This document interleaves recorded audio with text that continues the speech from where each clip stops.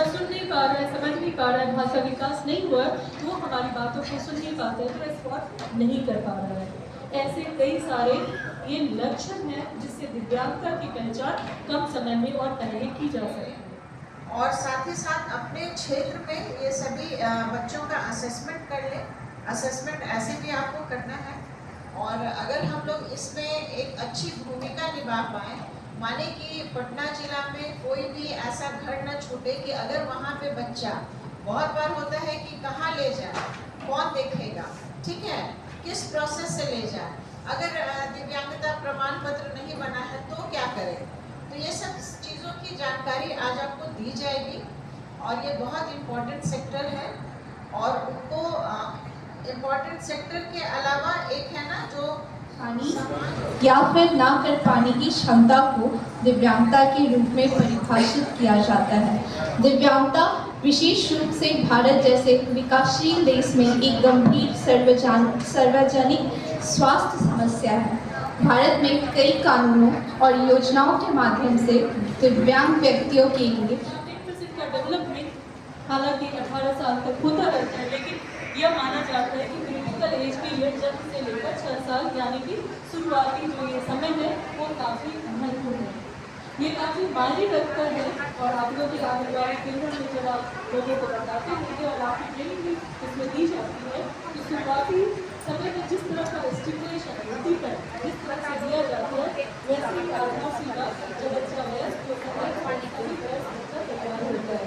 तो उसी तरह से दिव्यांगता की क्षेत्र में अगर देखेंगे तो उसकी दृष्टिकोण से भी यह जन्म से लेकर 6 साल का वयस काफ़ी महत्वपूर्ण होता है, क्योंकि इसी उम्र में बच्चे पूरी तरह से डेवलप कर रहे होते हैं। कुछ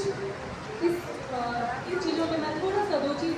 पूरा हम लोग इससे सत्र में बात करने वाले, जो तकनीकी सत्र होंगे उसमें हम लोग ट्रेनिंग की बात करने वाले हैं, लेकिन कुछ चीज़ें काफ़ी महत्वपूर्ण होती है, 2-3 एग्जाम्पल से मैं समझाना चाहूँगी।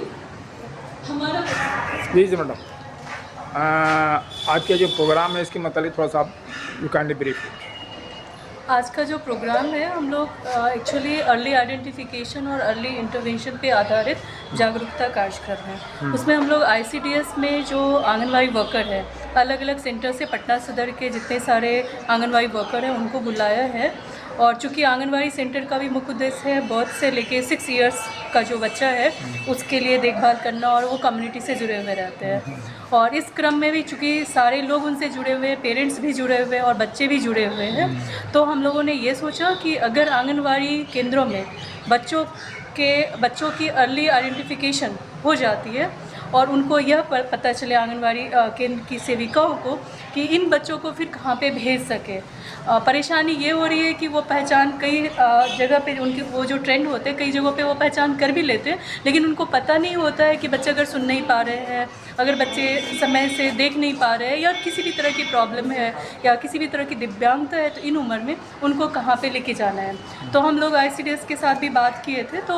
उनके साथ बात करने के बाद ये लगा कि कुछ ट्रेनिंग की ज़रूरत है, तो हम लोगों ने ये आज का एक ट्रेनिंग प्रोग्राम रखा है। और उसके साथ हम लोगों ने मैडम से भी बात किए थे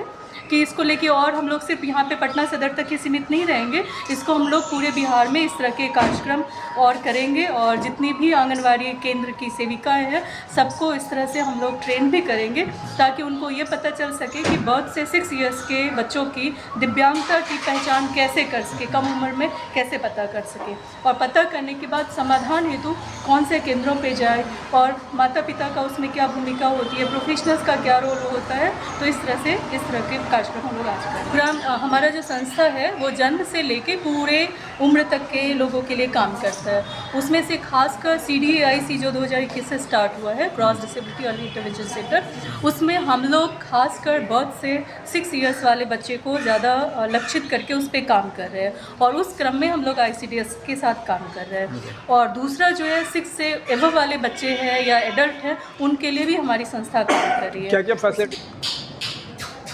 करते हैं, बच्चा देता है, कभी कभी आप ट्राई भी करती हैं, हाँ, साउंड दे करके। This is some of the typical thing जो हम ऐसे